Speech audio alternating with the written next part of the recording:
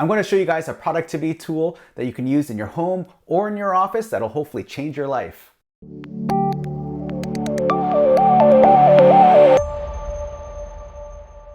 Hey guys, my name is Ed Choi. Thank you for joining me today. If you're new to this channel, please consider subscribing. In this channel, I talk about everything to do with the office. And today we're going to be talking about the Kanban board and how that can be used both for your home and office productivity. Here's what a Kanban board looks like, but before I get into what the board does, let me give you a bit of background. In the early 1940s, Toyota was under a lot of pressure to produce just-in-time vehicles. They're going up against the mass production style in the US, and the Japanese style was just-in-time. And in order to catch up, they had to be super efficient. And that's where the Kanban system came about. Now, as things morphed, there are different applications. Today, there's a lot of applications for these type of Kanban boards in something called Scrum, which is used a lot with software development.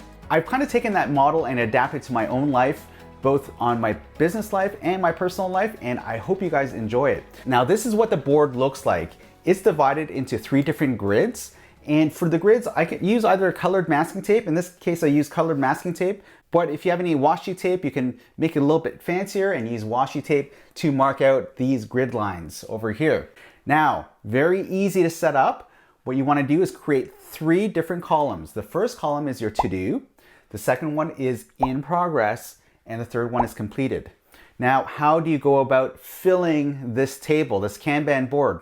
Well, first off, think about an activity that you need to do. So if you're a regular on my channel, you'll know that every Thursday I come up with videos. In order to do my videos, I need a lot of ideas. What I do in my Kanban board is I have a section under my to-do for all the different videos I come up with. As the videos are in progress, so actually let me move one of these things back here.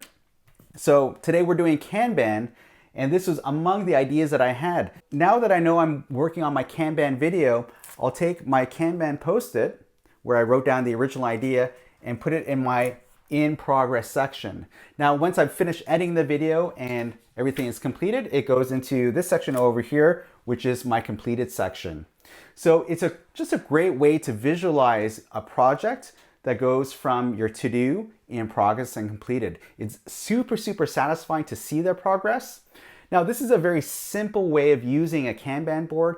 You could add a little bit more complexity to these Kanban boards. For example, if you're working on a group or a team project and everybody had different roles, at the beginning of that project, you can identify people's roles by their colors. The individuals can also be, say, departments.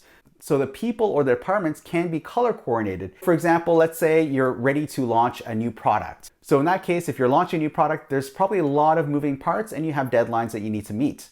So here's how this would work out. If I'm launching a new product, before we actually go about launching it, I would get everybody in the room and we discuss what things that we need to address for that week or for that month in order for us to obtain our goal. Once we identify all the different steps that we need to take to obtain the goal, then we would divvy up the tasks between the individuals or the teams that have to address those tasks.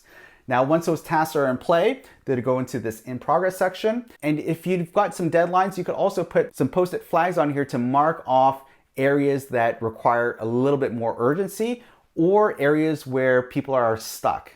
And once that task is completed, then you're going to move that from your in progress finally to the completed, and that's how you can track your project. It's just such a simple way. And I know there's a lot of software tools out there that do similar things, but it's not quite the same because I feel that when you have something physically tangible on a board, it gives a little bit more a sense of reality and it's a lot more tangible and you can see the progress. This type of system doesn't rely on me having to open up my computer, open up the software project management tool. This is in my face every time I walk into, say, my war room. And it also, I feel, puts a lot of accountability on the people because they see their tasks and they can see their fellow teammates kind of moving their tasks along. So if they're feeling a little bit behind, then they might be a little bit more apt to calling out for help. And it's also a great way for project managers to see the progress of their project on a board. Now, how does this type of project management tool apply to your home? It's really easy, actually. Let's say we're going on a big family journey and there's a lot of things that need to be done both in the house and in terms of packing, logistics, booking hotels.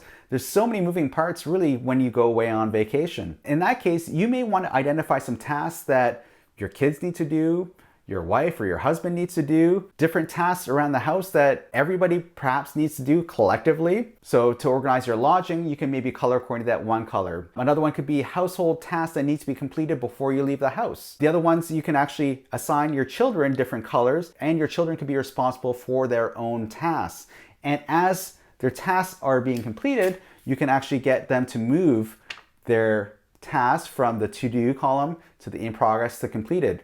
This way, instead of nagging your children and telling them, you remember to do this, or like always asking them if they're doing the task that they need to be doing, as a parent or as a project manager in this case, you can actually physically see when your child has actually picked up the to-do task and is actually working on it. And if you see the task sitting there in the in progress for an extended amount of time, you can then maybe ask your child or your team member what the holdup is and how you can help alleviate it. So Kanban boards, where I find they work very well, is in short-term projects. So one tip for the Kanban board, if you can, try to be as specific with your task as possible.